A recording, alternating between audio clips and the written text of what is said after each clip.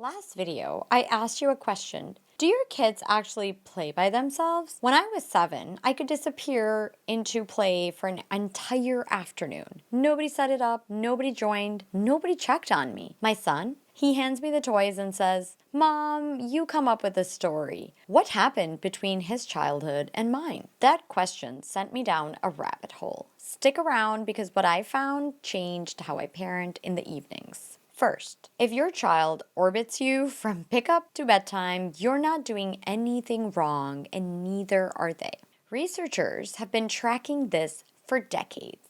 Psychologist Peter Gray and others have documented that children's free, self-directed play has been declining over half a century, while adult-organized, adult-supervised activities have bombarded their time. Think about it.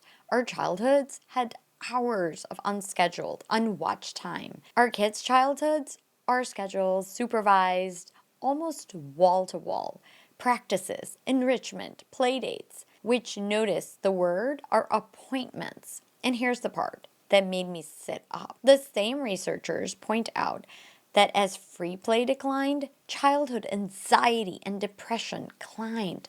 Now, that's a correlation, not a smoking gun. But it's enough of a pattern that I stopped treating go play by yourself as me being lazy and started treating it as something my kids might actually need. Because independent play isn't the consolation prize when mom's busy. It's where some of the heaviest lifting of childhood happens. When a child invents the story themselves, they're practicing decision making with nobody to defer to. When the tower falls and no adult swoops in, they're building frustration tolerance. When they're bored, that's not a problem to solve. I wrote this on my blog once, and I stand by it. Boredom is the threshold of invention.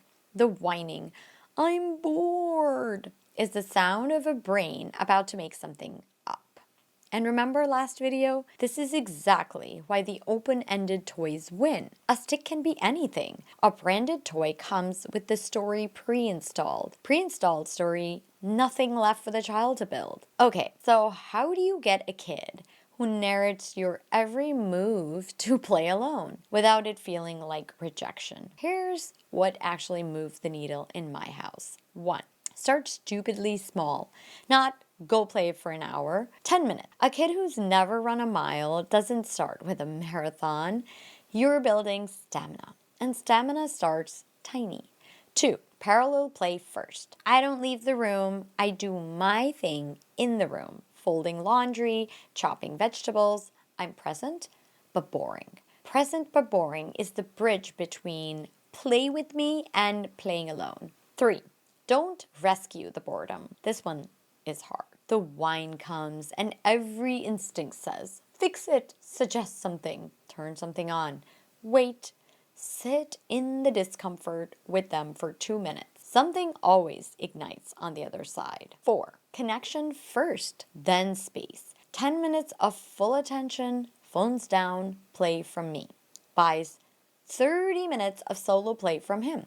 It's not either or.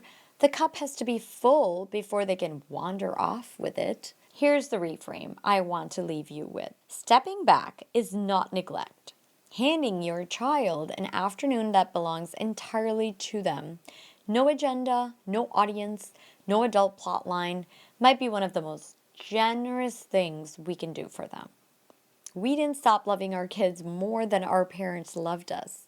We just started supervising more, which raises a question I can't stop thinking about. Did our parents worry about any of this? Did our grandparents with 6 kids and a farm sit on the floor doing pretend play? Because I have thoughts, and some of them are spicy. Tell me in the comments, how long can your child play alone, honestly? And what did your unsupervised childhood look like?